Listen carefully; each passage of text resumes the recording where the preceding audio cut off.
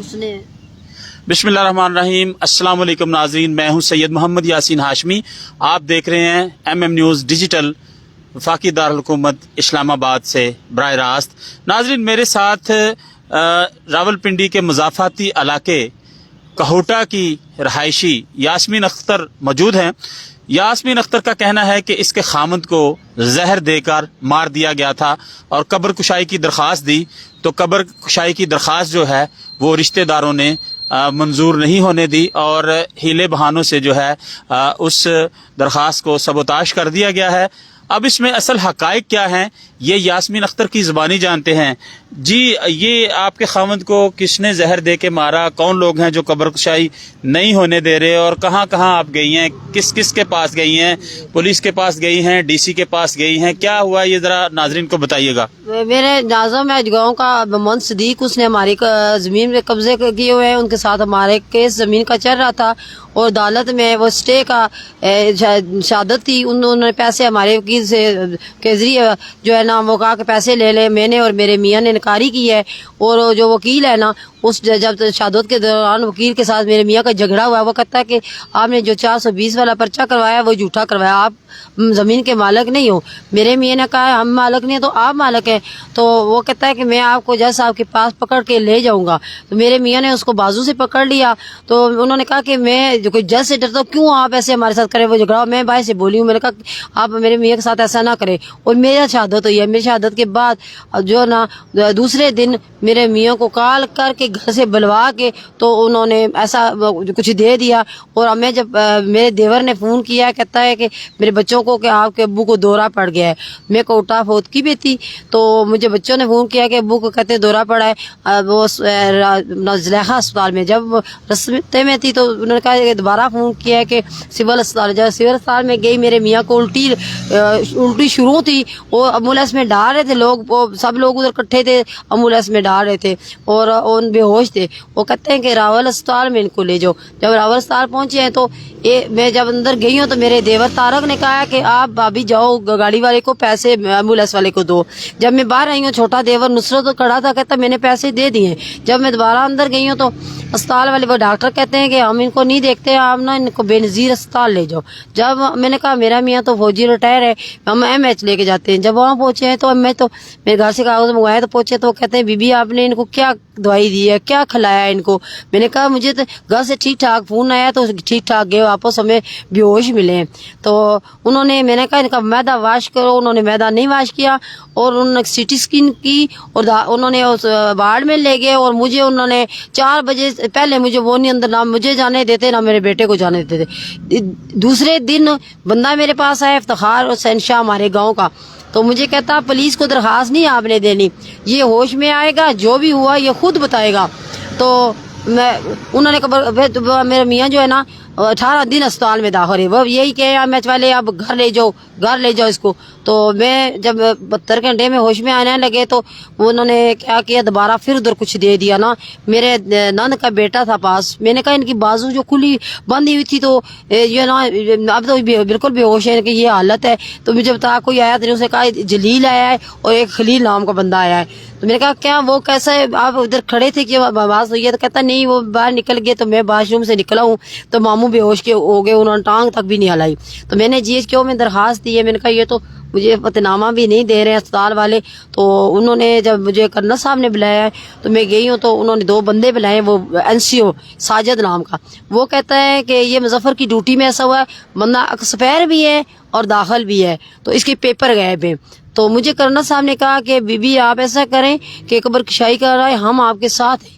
जब मैं कब्र कुशाई की दरखास्त दी है तो मुझे बुला के उन्होंने पुलिस के जरिए तो मेरे देवरों को तो उन्होंने उधर से सिविल कोर्ट से भी रोका, ऊपर कोर्ट गई हूँ उधर से भी रोका, मैं हाई कोर्ट गई हूँ उधर से भी रोका, सुप्रीम कोर्ट में मैं आई हूँ। मैंने कहा मेरे पास पैसे नहीं है, उन्होंने अल्लाह भला करे उन्होंने केस लगाया। जब इस महीने की 3 तारीख थी तो जज साहब ने मुझसे पूछा कि बीबी 4 साल हो गया आपके पास कोई गवाह है? मैंने कहा सर वो मुझे जो है ना उनकी मेडिकल की रिपोर्ट दे दें। तो उन्हें कहा ठीक है आप बैठ जाएं। انہوں نے سرکاری وکیل کو بلایا. میں نے کہا زمین کی وجہ سے میرے میاں کے ساتھ یہ ایسا ہوا. تو سرکاری وکیل آیا تو اس نے میرے پیپر دیکھے, کہتا ہاں بچے ہیں. تو میں نے کہا میرا بیٹا بڑا 26 سال کا ہے, چھوٹا بیٹا جو ہے نا وہ 12 سال کا ہے, اور بیٹیاں 5 ہیں. 2 بیٹیوں کی شادی ہوئی ہے. تو مجھے کہتا ہے یہ تو جیسی آپ وارث ہیں. اس کے بعد اس نے پٹواریوں کو بلایا, پولیس والوں کو بلایا, پیر والے دن ان کو بلا لیا, مجھے نہ بلایا, مجھے منگل والے دن بلایا. میں نے جب سارے کاغذات ان کے آگے رکھے, کہتا نہیں آپ کی اتنی زمین ہے, 3 کنال ہے, زیادہ نہیں ہے.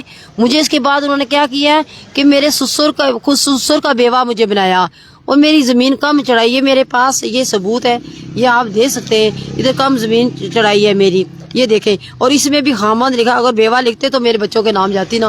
اس میں بھی انہوں نے جالس کی.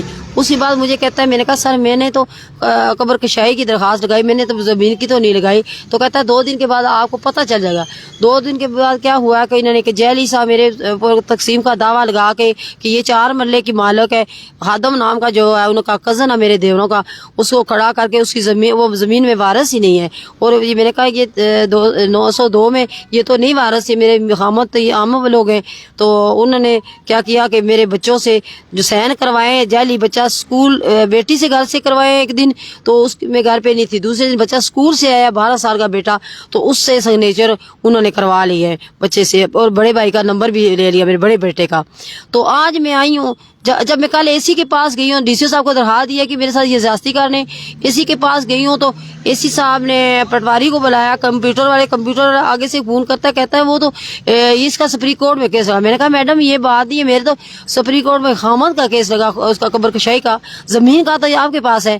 وہ میں آج ادھر آئی ہوں جب پتہ کرنے, تو مجھے سپریم کورٹ والوں نے بتایا کہ آپ کا کیس تو ڈسمس ہو گیا. میں نے کہا کہ میرے بچوں سے انہوں نے جعلی فراڈ کے ساتھ انہوں نے سگنیچر کروا لی ہیں, تو میری کوئی سنائی نہیں ہو رہی, میرے ساتھ بہت زیادتی ہو رہی ہے. بچے میرے یتیم کر کے مجھے گھر سے نکال رہے ہوں, میں کیا کروں, کدھر جاؤں. یہ آپ کے ساتھ تمام معاملات کون کر رہا ہے؟ آپ کے خامد کے بھائی کر رہے ہیں؟ یہ ناظم کروا رہا ہے. ناظم نے اس کو خریدا ہوا ہے, صدیق ناظم ہے, اس نے ان کو خریدا ہوا ہے. میرے دیوروں کو خرید لیا انہوں نے. ٹھیک ہے, ناظم اور آپ کے جو دیور ہیں یہ وہ سارا کام کر رہے ہیں؟ سارا کام وہ کر رہے ہیں, مل کے سارا یہ کام کر رہے ہیں. یہ دیکھیں ان کی یہ صرف زمین ہتھیانے کے لیے کر رہے ہیں؟ زمین کی وجہ سے زمین قبضے پہ کی. اب مجھے گھر کی زمین ہے, اس میں یہ دیکھ سکتے ہیں آپ, میں آپ کو دکھاتی ہوں ذرا, 1 منٹ پیپر دکھاتی ہوں آپ کو. یہ آپ دیکھ سکتے ہیں, یہ فرض جو ہے جس میں لکھا ہوا ہے, یہ تو پہلے یہ FIR ہے. یہ دیکھیں FIR جو کروائی, یہ پولیس والے نے خارج کر دی. یہ پہلے زمین کے جو میرا میاں کیس ہم چلا رہے تھے نا, یہ 420 ہے. یہ 420 ہے. اس کا کتنی زمین ہے آپ کی؟ زمین کافی ہے, اس طرح پتہ نہیں, لیکن آپ کو اب صرف 4 مرلے کا مالک بنایا. یہ جو گھر کی زمین ہے یہ کھینچ رہے ہیں. میں آپ کو دکھاتی ہوں, ٹھہر, یہ پیپر ادھر میرے پاس ہے, فرض میرے پاس ہے.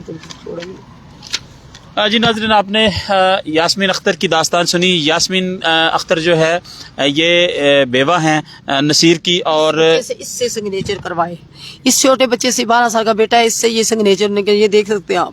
ٹھیک ہے, اور اس بیٹی سے کروائے, اس بیٹی سے, ان دونوں سے کروائے. یہ ناظرین ان کا وہ فیملی رجسٹریشن سرٹیفکیٹ ہے نادرہ کا, اور ان کا یہ کہنا ہے کہ میرے نابالغ بچوں سے جو ہے وہ سائن کرائے گئے کیس کے حوالے سے. اور آپ دیکھ سکتے ہیں کہ یہ مسمات,